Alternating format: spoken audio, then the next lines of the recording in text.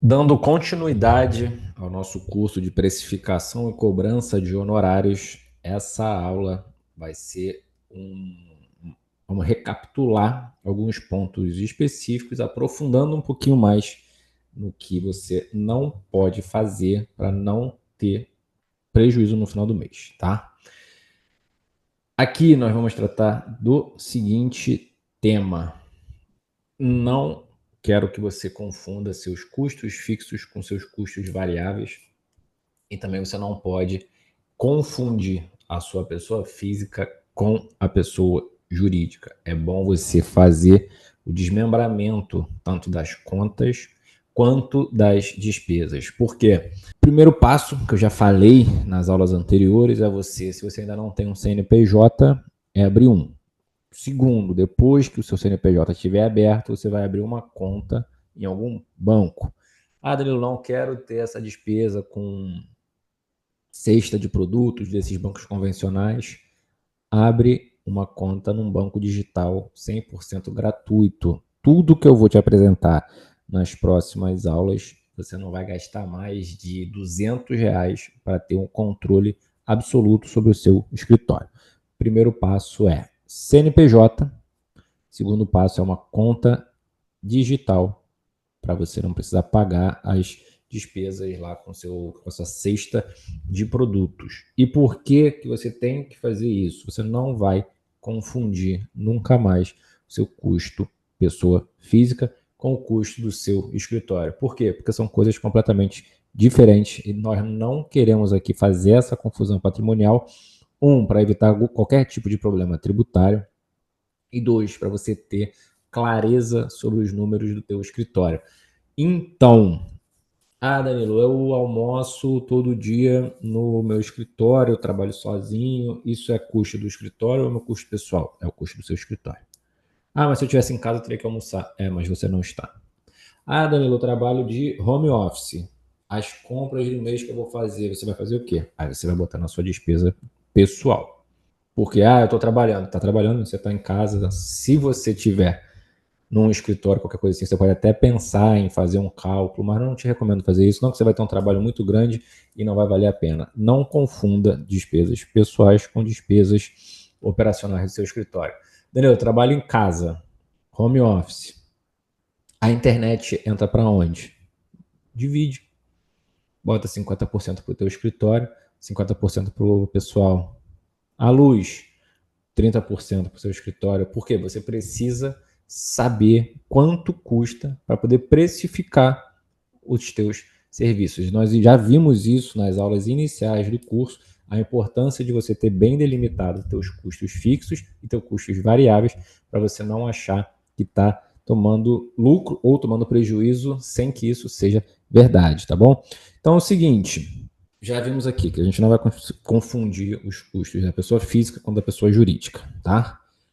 O que é custo fixo? Custo fixo são aqueles custos que não mudam com a produção ou volume do cliente que você tem. Então, o valor do aluguel da tua sala, IPTU, condomínio, tanto faz você ter um cliente ou 50, o teu custo vai continuar o mesmo, desde que você, claro, a tua estrutura suporte atender esse número de clientes. Danilo, mas eu vou precisar aumentar o meu escritório, então é um custo variável. Não, é um custo fixo. Quando você cresce, o seu custo fixo vai mudar. Vai deixar de ser 2.000 e vai passar a ser 4.000. Mas ainda assim é um custo fixo, tá? Tudo aquilo que você paga todo mês, certo? No decorrer do ano, IPTU, pode pagar à vista ou em 10 vezes. Mas ainda assim é um custo fixo. O que é variável? O variável, como o próprio nome já diz, ele varia. Então, por exemplo, Correios, você vai, por mais que você tenha todo mês, os valores ali alteram muito, você pode ter um mês, ou você pode não ter naquele mês. Certificado digital, você pode ter que tirar certificado digital uma vez a cada 3 anos, então, a cada 2 anos, então é um custo variável.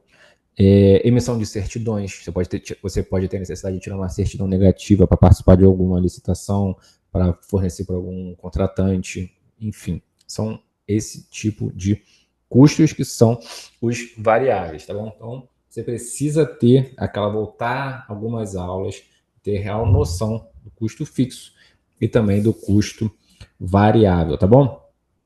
E o que você tem que evitar a qualquer custo é mascarar o seu custo real. Por quê?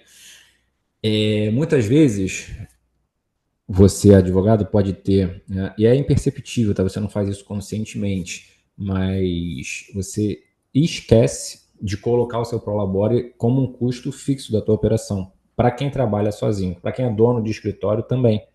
Vamos supor que você tenha 3 funcionários. Você não pode considerar só a sua folha de pagamento desses funcionários como seu custo fixo. O seu prolabore tem que entrar no seu custo fixo. Tá? O que sobrar ali do seu custo fixo, mais o seu custo variável ali, menos as suas receitas, o que sobrar é teu lucro. Mas o seu prolabore precisa entrar como custo fixo. Porque às vezes você está achando, nossa, estou tirando um lucro de 7 mil reais, 10 mil reais, mas você não está tirando prolabore nenhum. Então isso não é o real lucro do teu escritório, porque você tem que prolabore, eu já disse aqui uma vez, prolabore é o salário do empresário. Precisa ter, você tem que ter um prolabore de acordo, é claro, com as suas atribuições no escritório. Se você faz tudo no seu escritório, você pode botar um valor que te dê um conforto. Se você faz apenas uma parte do seu escritório, você bota um valor menor, tá? O que eu sugiro, tá? E aqui é uma manobra legal, tá? Mas que vocês precisam ter bastante disciplina para poder executar. Prolabore, você paga um imposto, né? Você paga a previdência para você ter direito à aposentadoria. Te adianta, eu pelo menos não faço isso, tá? Eu prolabore, todos os advogados aqui do meu escritório, é o valor de um salário mínimo, porque é obrigação contribuir com o mínimo. Então, se eu tenho já consciência desde hoje que quando eu me aposentar, eu vou me aposentar com um salário mínimo, não posso me aposentar mais do que isso. Em compensação, o meu lucro isento de qualquer tipo de pagamento de imposto é maior nesse período e eu vou fazendo a minha carteira previdenciária, vou investindo em ações, colocando meu dinheiro no CDB, fazendo qualquer coisa com meu dinheiro que possa render mais para a minha aposentadoria, tá bom? Por que isso é importante, o que eu estou falando? Por mais que o seu prolabore seja o valor de um salário mínimo, você tem que ter a noção que o teu salário, se você quer um salário de 4 mil reais, se obrigue a pagar 1.300 de prolabore e a diferença em participação mensal mínima, isento de imposto, tá? Mas na sua contabilidade vai entrar lá 4 mil de prolabore. Depois você conversa com o seu contador para você ver que isso é legal, você pode fazer isso sem nenhum problema e é até melhor que você o faça, mas aqui a nossa ideia é só a questão de despesas e receitas, tá? Você precisa computar lá na sua planilha o valor que você quer receber a título de prolabore e fazer esse combinado aí contábil para pagar menos imposto e também para ficar com mais dinheiro no seu bolso, tá? Então, se você deixar de considerar esse prolabore e achar que está lucrando 7 mil reais, você não está lucrando, você tem que tirar o seu salário, tá bom? Então, se você não paga salário, o seu negócio não é lucrativo. Você tem apenas um subemprego disfarçado de empresa, tá bom? O ponto de equilíbrio também nós já vimos aqui nas aulas anteriores, que você vai ver todos os teus custos e saber quanto você precisa faturar mensalmente para ficar no 0 a 0 e não ter prejuízo. Aqui já considerando o seu prolabore, tá? O que passar disso, aí sim já é lucro, e aí você vai definir, e nisso nós conversamos também nas aulas anteriores, principalmente naquela aula que a gente fez a tabela do Excel e calculou ali nossos custos fixos e variáveis, e do outro lado a gente calculou a nossa hora de trabalho, e nós botamos ali o valor do imposto e também acrescentamos a nossa margem de lucro pretendida, que no caso, se eu não me engano, era 30%. Então, Isso é importante você ter também isso para poder se planejar, tá? E qual é a importância disso? A importância disso é que se você consegue olhar esses números diante dos seus olhos, facilita que você os alcance na prática. Porque como eu disse também, numa das aulas anteriores aqui, o nosso cérebro só chega aonde os nossos olhos podem ver. Então, se você está imaginando, só está no campo da especulação e você ainda não colocou no papel para ver os números na sua frente, muito provavelmente você não vai conseguir fazê-los. Você pode até fazer, mas vai ser muito mais difícil e vai te dar muito mais trabalho. Você vai gastar uma energia muito maior para um trabalho que poderia ser muito mais fácil, desde que você tenha planejamento, tá bom? Então, recapitulando, essa aula realmente é mais curta. Você não pode misturar os seus custos pessoais com os empresariais.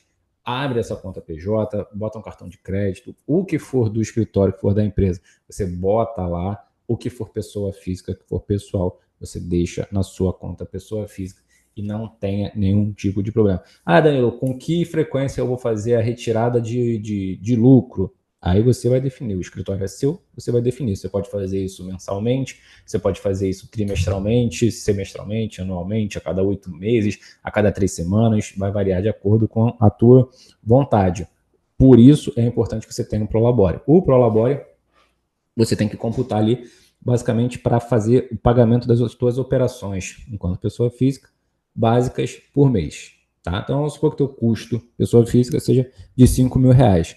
Você tem que computar lá na tua planilha da pessoa jurídica R$ 5.000 de Prolabore. Tudo que exceder a R$ 5.000 de Prolabore, desculpa, é lucro. E aí o lucro você vai investir, você vai fazer realizar os teus sonhos, realizar os sonhos do seu esposo, da sua esposa, dos seus filhos, tá bom?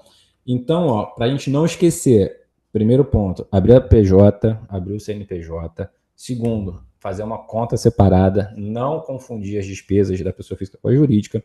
Definir o seu Prolabore fixo, tá? E fazer a atualização periódica desse ponto de equilíbrio, porque, é claro, pode ter algum acréscimo, você está sempre ali sujeito à variação, né, do teu aluguel, que tem lá o índice de correção. Então, tudo isso precisa ser bastante detalhado para você não ficar no prejuízo achando que está no lucro, tá bom? Essa é uma aula mais curta. Pega a sua água, hidrate, levante um pouco, espreguice e nós voltaremos na próxima aula a um clique de distância.